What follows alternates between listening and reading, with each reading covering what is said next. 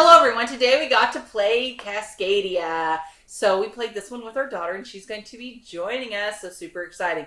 So before we get into it, don't forget to hit the subscribe button and the notification bell because board games, they're fun and you want to know more about them.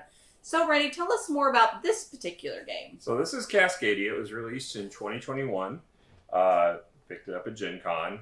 Didn't have to though. This one was out actually at retail before Gen Con, but AEG at their booth had a deal that suckered me in, which was literally suckered me in because they were giving a free game when you spent $50 worth of on product, and I was getting the smash up packs, and so I got a free game. But then at AEG free game night, they switched me out with the game that they were supposed to give us, which was the Tiny Cat expansion that didn't come in. So they gave us the free games that they were giving away at the booth, so I got a duplicate as a result. Not happy about that.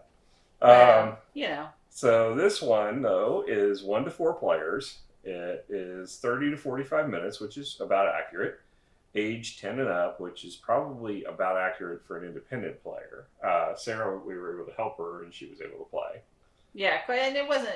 She understood it. I think some of the scoring mechanisms were kind of rough, so you had to kind of do it slowly and trying to move from one scoring mechanism to the other. So I do think help is needed, but 10 to independently play would probably be accurate. Yeah. Designed by Randy Flynn. Artist is Beth Sobel. It was published by Flat Out Games in cooperation with AEG Games. Mm-hmm. And that's it. Okay, cool. So let's talk about quality of pieces. So No, I'm sorry. It wasn't it. It was... He lied to me. The rating of 8.1, which is pretty darn good. And it's ranked 550 already, which is pretty darn good. Wow, that is pretty good. All right, so let's talk about quality of pieces. So quality of pieces, you have screen printed. Are they screen printed? Yeah. Screen printed wooden tokens for your different animals. It may be heat transferred, but it's a sticker that was heat transferred probably. Yeah, that's what I was thinking. It wasn't. Yeah. You don't have to apply the stickers. That's the key thing for Mr. Randy over here. As well as cardboard tiles. These are just smaller versions of Catan tiles, really. Well, they are linen finished, though. They are linen finished. And then you also have these little pine cones that you'll use. And now the cards I can see are definitely linen finished. They're actually pretty... They're thin. They're thin. But you don't have to shuffle them a whole lot. There's 4 of them of each kind, and you just pick one.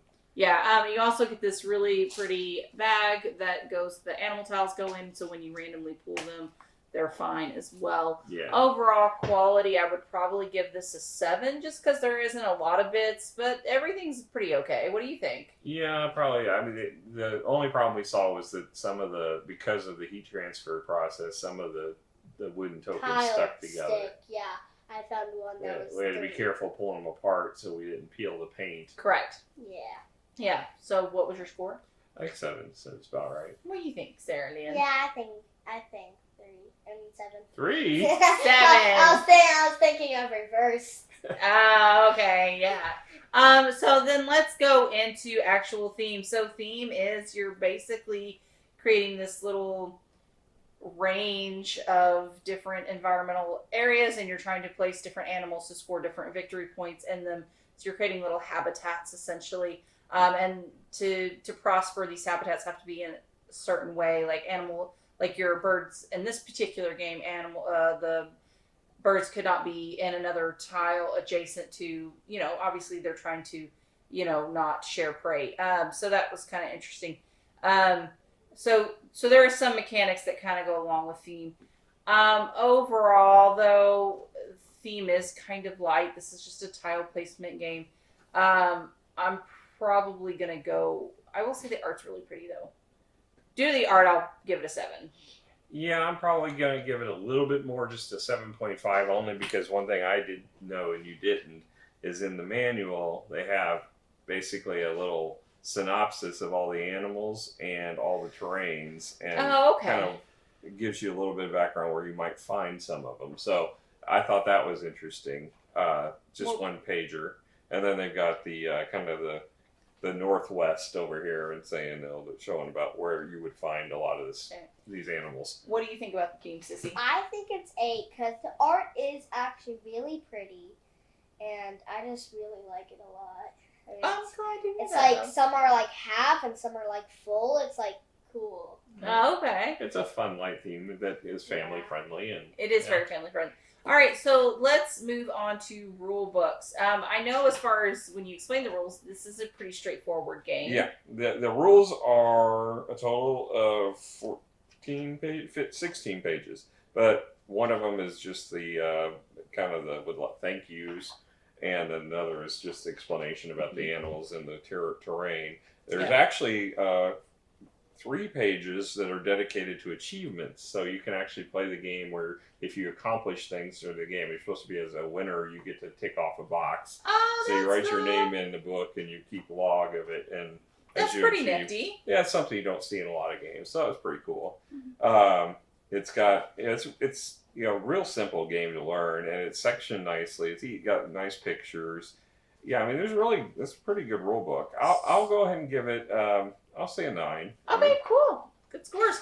All right, so then now let's talk about actual gameplay. So gameplay is pretty straightforward. You start. I'm destroying my board, guys. Sorry. You start out with a 3-piece here, obviously with no animals on it. And so when you go to draw, you're either going to draw. You're drawing a set. You're drawing a tile and an animal from the location. So I'm going to say, all right, I'm going to draw this bear tile with, of course, this. Now, there are things that allow you... So then you place your tile and you also place your animal. And the animal has to match on the tile one of the things that are showing. So you put that down. Now, the key to this is that you do want to connect types of areas, because that's part of what you're being challenged is your biggest area of each individual type. So in this case, the mountain ranges, the forests, the plains, the marshes, and the river or waterways. So you want to make them as big as possible. And then you slowly build off from there. Everyone takes one turn. But to keep in mind, as you're building these ecological areas, you also want to make sure that the animals are happy. And you make sure the animals are happy by, for example, in this particular game, the fish, there needs to be 5 in a... Well, up to 5 from 3 to... It goes from 3 to 5. Yeah, 3 to... Yeah, scourge ranges from 3, 4, or 5 salmon. Runs may not be adjacent to each other. Okay, so they have to be in like a single row, like yours wouldn't have applied. So there's that one. But then like the fox, to keep the fox happy, you have to... He likes pairs of animals next to him. So for each pair that's around him, he gets additional points.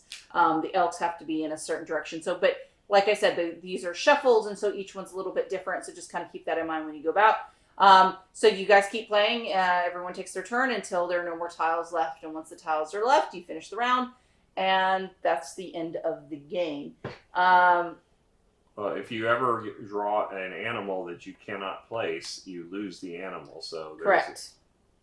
You want to be careful on when you draw them. You also have these pine cones that certain tiles where there's only one terrain type will have a bonus where if you play an animal onto them, you will get a pine cone. And if you pay the pine cone, you will be able to either choose a tile that doesn't pair with another animal, just choose an animal by itself and a tile by itself and then replace those. Or you can wipe the board of all the animals that are out there and draw new ones. There's also, if you've managed to get all 4 animals that are out there, because there's 4 pairs of tiles and animals that are available to draft from. If all 4 of the animals are the same, you wipe the board automatically. If 3 of the 4 are the same, the player who's active can choose whether they want to wipe the board, not wipe the board, but wipe all the matching animals from the board, or they can leave it the way it is and take their animal tiles.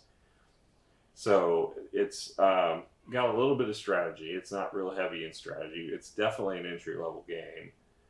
Very simple to learn, very simple to teach. As far as thoughts on the game, yeah, it's a little basic, but that said, I didn't do very well at it because I was trying to figure out how to get my terrain maxed out, and I wasn't really paying attention to the animals. So it's kind of, you have to dual process in your head, the animals and the terrain.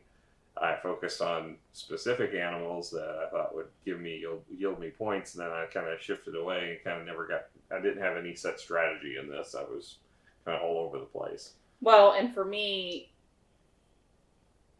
I don't know. You have to focus on all of it. Yeah. I did do pretty well, I think, in this game, or at least for a first run of it. And just the way I played, I just tried to make sure my areas. Well, and the thing I noticed is that if I can get a tile to match both of my terrains, that essentially gave me 2 points.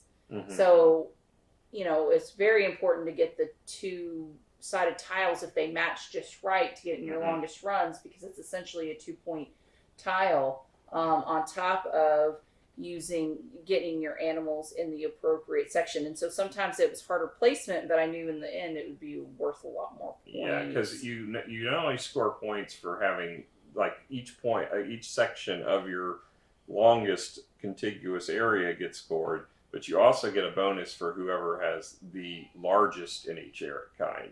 So it kind of gives you double points because you get however many tiles you have, and then it depends on the number of players what the score is, but you can get depends if it's a 4-player game. I'm assuming it's 4. I didn't pay attention to that. We had a 3-player game. It was 3 for a 3-player game, 2 for a 2-player game. So I'm assuming it's 4 for a 4-player game. And then so you can get a lot of bonus points from those just from the terrains, which is why I focused on the terrain and still didn't manage to pull off getting the most of many of them. What did you think about this one? I think I really liked the game, and for me, it was hard to get all the matching, and I didn't understand it at the beginning, but when my mommy and my dad helped me, I kind of understand it better. And so I think the game is really fun, and would you want to play it again? I'd love to play it again. That's great. What would you give it score-wise, 1 to 10? I think for the whole game in general, I would give it a 9. So, because I really like the game. Okay, that's fantastic to hear. I actually really like the game too. It's a good little puzzler. Good tile placement game. I'm probably an 8 on this. I had a lot of fun. Yeah, it's kind of simple. Mm-hmm. But I'm okay with that. Like sometimes puzzle games, that's kind of where it goes. It's like, it's straightforward. It's easy to go, but I enjoyed it, and I like the theme. I like the play on theme a little bit, and I like the fact that Szara can play, even though we had to help her a little bit, because sometimes it's hard to find games that are challenging enough for you, but challenging enough, or not so challenging for them that they can't play. So I thought this was a really good balance, and for a family game, I'm down with it. So 8 for here. What do you think?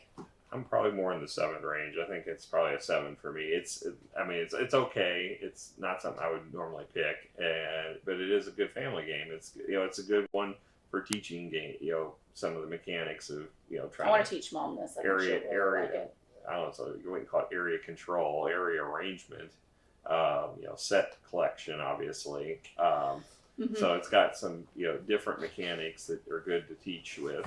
And it's a fun theme. It's something that's appealing to a lot of people. I mean, everybody loves animals pretty much. Yeah, so animals are cool. Yeah. So yeah, I mean, it's a fun one. I'm glad I picked it up. It's not something that I'm super excited about or to want to play all the time, but it's nice for a change. Yeah, no, it's a nice little change. It's like sometimes trying to find some of those more balanced ones for family. I think this is definitely one of those. So I like it. All right. Well, thank you guys so much for joining us. We had an absolute blast, and hopefully you guys did too. We'll catch you guys later. Bye. Bye.